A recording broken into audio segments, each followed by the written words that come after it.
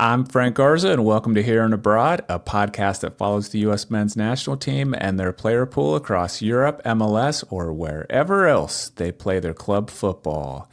On today's show, we're diving into some of the most exciting end-of-season races in Europe involving U.S. internationals. We'll also discuss Brian White's hot streak in MLS and where he fits into the current USMNT striker depth chart. To help me do that, I've invited Travis Zulig to join the show. Travis is the creator of National Team Notebook, a daily historical blog and bi-weekly newsletter covering the USMNT. Travis, welcome to the show. Thank you for having me, Frank. Glad to be here, ready to talk some soccer. Yeah. Happy to have you here. I see your work a lot on social media. Most people probably know you as the USMNT historian. Yes, sir. Let's start with Haji Wright in the championship. So Haji Wright and his club, Coventry City, they've made it into the championship promotion playoffs. They'll play Sunderland in the semifinals. The first leg of that is this Friday. Of course, if they win the semifinal, win the final, they'll be in the Premier League next season. If not, Haji will still be in the championship. When you think about Haji's chances of making the World Cup roster next year, how important do you think it is that he wins promotion into the Premier League? I think it's like 50-50. If he's, as Pacha said, if they're getting playing time, it doesn't totally matter the league, and I still think he can thrive in the championship.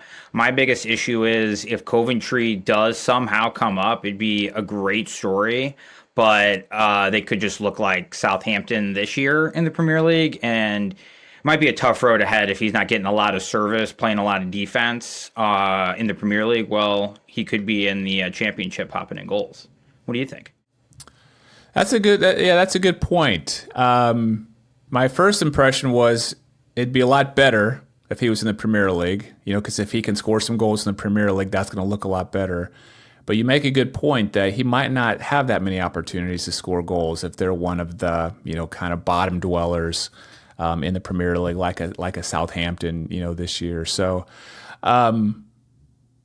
he's an interesting one because if you look at his kind of journey with the U.S. men's national team, it's been a real kind of roller coaster. World Cup qualifying last cycle, for the 2022 World Cup, he was barely in the team, but then somehow snuck into the World Cup roster, ended up scoring a goal.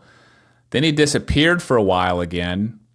Didn't really come back until Nations League, not this most recent edition, but, the one before that, where he came into that semifinal that the U.S. almost lost to Jamaica, and he scored a couple goals in extra time. Then it seems like he's been kind of back in the team, but kind of always on the bubble, I'd say, And so, I don't know. He seems to be kind of have a solid place, in a 23-man roster. But you would think if he could get into the Premier League and he could have an impact, that would really, really help him out when it comes with competing with the other strikers, in the running. Yeah, I totally agree that Premier League would help in that selection process and like where he would stack in the pecking order. Also, his versatility by being a left winger and a striker does help. We don't really have a lot of true out-and-out wingers outside of Pulisic and Weah. Maybe you could throw in a few other names in there, but he can give us some versatility off the bench, and I think that'd be a big help come World Cup time. Yeah, I agree with you about his versatility. I don't know if I really even see him as like we're going to talk about the striker depth chart later. I don't know if I even see him on that anymore because he doesn't really play that at his club. It looks like he's been playing when Pochettino has put him in. I think it's been at winger with the U.S. men's national team as well. But I do think having that versatility is gonna help his cause, for sure. Yeah, he's been mostly playing left wing for Coventry, but as far as we knew, he was a striker. But just knowing that he can do both does, makes me feel better about it. Yeah. Well, no matter what, it's going to be exciting to watch him in these promotion playoffs, and I hope for him he can make it to the final and then make it into the Premier League, next year. Let's go the opposite end of the spectrum. Let's talk about some relegation battles. There's two guys I want to focus on here. John Tolkin at Holstein Kiel in the Bundesliga, and then Gianluca Busio at Venezia in Serie A. Both of them are fighting relegation. If you look at Tolkin at Holstein Kiel right now, they are in 17th place, which would move them directly to relegation. However, they're only 1 point off of 16th, and if they can get into that 16th, then they're in the relegation playoffs, so they'll have kind of a fighting chance of staying in the Bundesliga. They have 4 games left. If you look at Busio at Venezia, they are in 18th in Serie A, which would relegate them as well. But they as well are only 1 point from safety with 3 games left. When you look at those two, who do you think has the most to gain from avoiding relegation?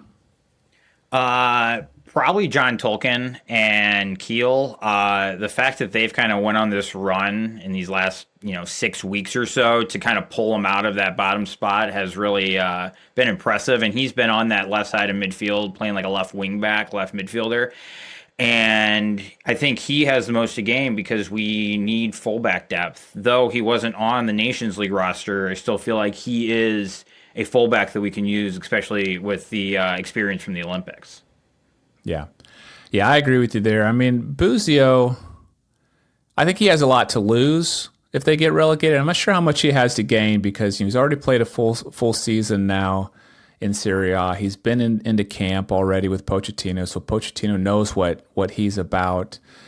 Tolkin is one of these guys trying to work his way. He seems to be on an upward trajectory, I would say. He's gone over there. I've been impressed with how he's jumped into the team, and he starts week in and week out. Aside from some injuries he's had, I mean, he's always in the starting lineup.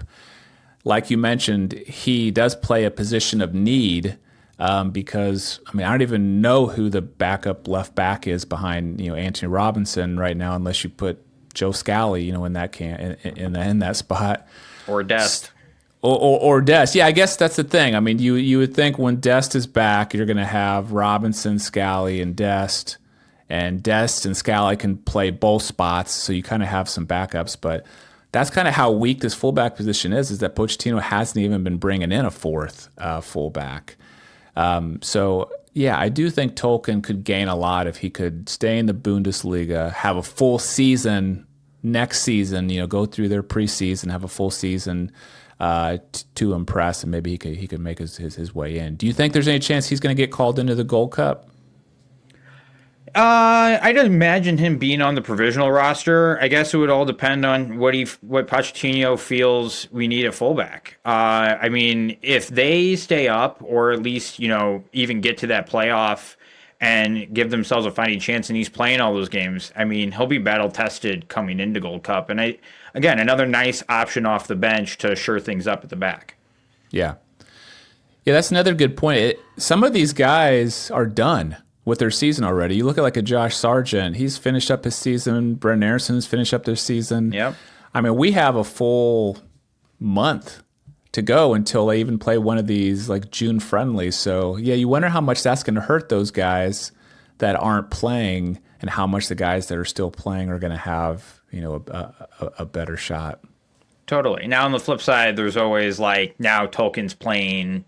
If they make it to the playoff and then they play another 2 games, it's 6 extra games, and you probably need rest after he had an injury in February, so that could also play a factor.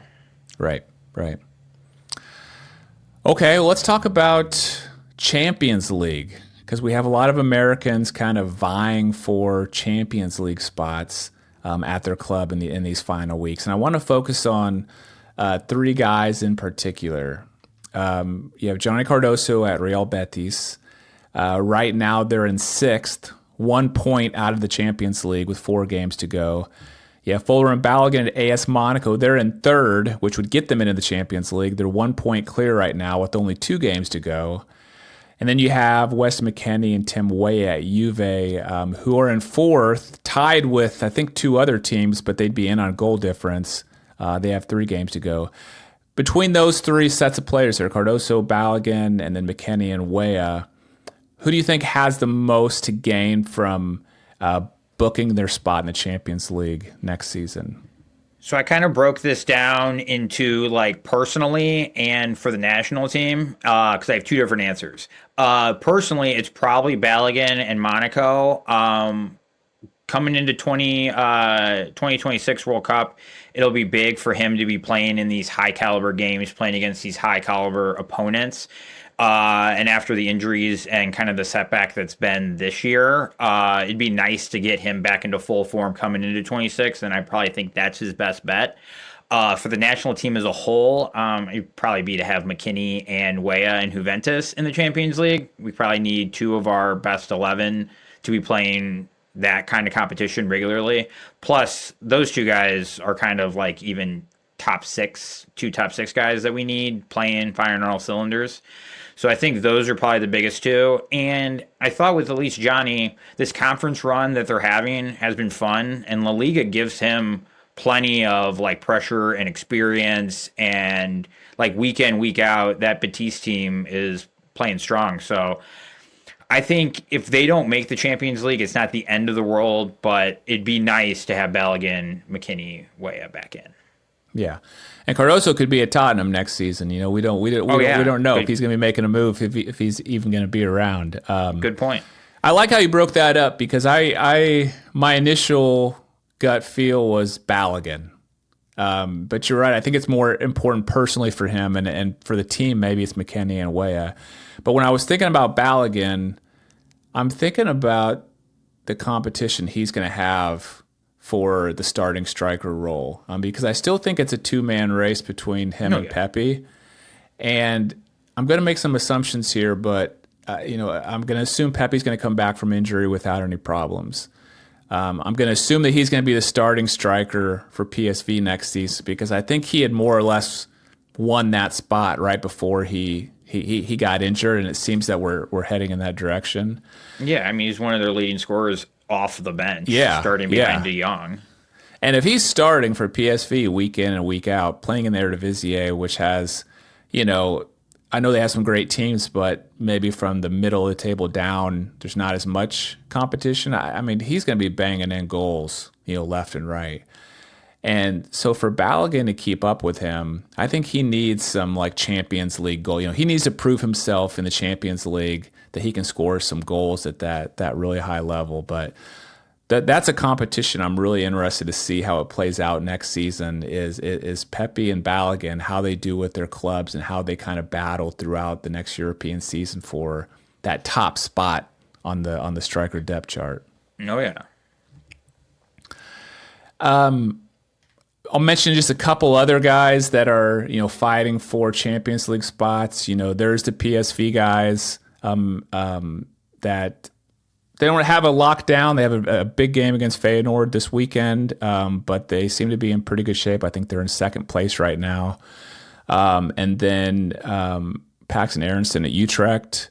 Also, what are they in? Fourth, I want to say. Fourth place. They need to get into third. They're 3 points back.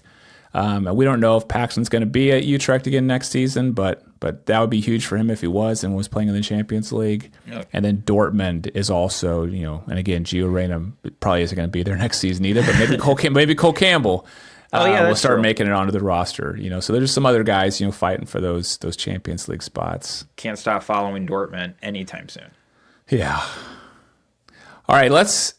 I was just talking about USMNT strikers. That's where I want to go next because, we got to talk about MLS a little bit. We spent most of our conversation in Europe, but I think the main conversation in MLS right now seems to be around Vancouver, and them just doing so well, getting into the CONCACAF Champions Cup final. I think top of the Western Division in MLS. Brian Weiss just banging in goals and left and right. I mean, where do you have him on your striker depth chart right now? And to maybe put that in perspective a little bit, what I'm thinking of is the perspective of, if the Gold Cup was starting tomorrow, where would he be on your striker depth chart? So I had to do a little writing exercise to figure out where everyone's placed, but it's got to be Balogun, Pepe, 1A, 1B, and then you don't have Haji as a striker, but I kind of have him as like our third, and then Sargent has to be fourth. I guess Brian White fifth. I mean, he's kind of, as I seen this online, not my take, but he's kind of the old. He's like Chris Wondolowski, and just an MLS guy who can punch in the goals and score so many. But we may not see it as much at the international level. But I mean, I'm always rooting for the Americans to score goals, so I'm down for Brian White to continue his trajectory up. I'm glad he actually got an appearance with the national team, and more for him. Yeah, he seems to be the least sexy striker option in everybody's kind of opinion out there. Oh, yeah. It's like nobody is clamoring for Brian White to like get the start, right? But if you look at the stats alone and the data alone, it's hard not to like put him up there. I mean, we know Pepe's not going to be. I'm thinking about these June friendlies in the Gold Cup. Pepe's not going to be back. Right. Balogun's still coming back. I mean, this weekend he went 90 minutes, scored a goal. Mm-hmm. I mean, which is the I'd say the best form he's been in to date. And but he only has two. Too. He only has 2 matches left to kind of prove himself and get going. I mean, am I crazy to think that Brian White could start the first match of the Gold Cup? Considering that Balogun is like, this is going to be his very first camp under Pochettino. They haven't probably even met yet. I mean, is it crazy to think about that as a possibility? I wouldn't call it crazy. I could probably see it as like the second friendly in the lead up to the Gold Cup. You could probably see him getting a start. I mean, Josh Sargent has scored goals for Norwich, but not at the international level as much as we would want him to. And we still don't know how he feels about Haji Wright. So, I mean, he's not going to call in probably Jordan Pfolk or Dale DK. Shout out for the goal he did score last weekend. And where's Brandon Vasquez in this question? So, no, it's not crazy to think that Brian White could be starting in the first game. Yeah. Yeah, long term, Pepe for me is the number one. He's done enough for me where when he comes back from injury, I'm like, just put him in there. No questions asked from my perspective. Balogun, I think he's going to have to prove himself, under Pochettino, because he's not coming off a great club season. He hasn't played for Pochettino yet, in a camp. I still think there's a good chance he will be number one, because he has a couple more games. He's going to have like a full camp he's going to have this full camp to get ready with Pochettino. But it wouldn't surprise me at all if Brian White was number 2 right now behind him for the Gold Cup. I'm talking about, not counting Pepe. Yeah.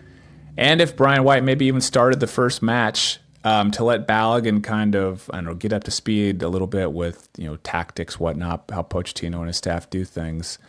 Because I do think he's passed up Ajiman, and I do think he's for now, I think he's passed up Sargent, because I feel like Sargent got his opportunity in the Nations League. Was it the Nations League? Yeah. And didn't deliver. And then you saw Pochettino start Ajiman, in the next match. And so, I don't know, this Brian White's an interesting one. I'm starting to warm up to it more. I kind of wrote him off, about a month ago when his name first popped up. I'm like, there's no way this guy could do it. But I mean, if you look at the numbers, I could see it. I'm starting to warm up to him. Yeah, I mean, you've clearly thought this out, and it's not crazy, mainly because we can't tell what Poch is thinking in the depth chart after we believe that Balogun's number one, but then it's kind of just a mess of guys that can score but may not have done on the international level. Yeah. Yeah, so I think, you gave me yours. Mine would be Balogun. And again, I'm taking Pepe off the table for now, but Balogun, then I'd go White, then I'd go Ajiman, then I'd go Sargent, and then maybe I'd throw Haji Wright in there. And the only reason he's so low is because I'm just seeing him more as a winger right now. But we'll see. I mean, we got a couple weeks to go. Actually, we have about a week to go, I think, and we should get a look at the provisional roster for the Gold Cups. We'll see who the striker possibilities are. Yeah, I think it's 30 days before the start of the Gold Cup. The 60-man provisional rosters are due, so I'm expecting that around May 14th, May 15th. Yeah, about a week and a half or so, 2 weeks. Yeah. So, that'll be interesting to see. And then, at least there's like four club games left, so it should come out before the end of the season. So we'll get at least one last look, club level, of all the guys. Yeah, definitely. Well, there you go. Travis, I will make sure and put links in the show notes to your X account, which is at USMNT_historian, and also to your work at National Team Notebook. Is there anywhere else you like to send people, or would you like to say anything more about the great work you're doing? No, I've just been writing bi-weekly about just kind of over the weekend, previewing the weekend and post-weekend of the matches, just some quick tidbits if you're looking for some short reads with some quotes. And then the daily blog is just the on this day I've kind of been doing on Twitter for the last 5 years, but now kind of long form articles and taking, some old articles and, giving them new life. So you can check that out at www.nationalteamnotebook.com. Awesome. Well, thank you so much for joining the show, Travis. Thank you for having me. And thanks to everyone for listening to Here and Abroad. If you enjoyed the episode, please do me a huge favor and hit that subscribe button if you're watching on YouTube, or that follow button if you're listening on Apple Podcasts, Spotify, or somewhere else. Thank you so much. I'm Frank Garza. You can follow me on X at FrankGarza007, and I'll be back next week with a new episode.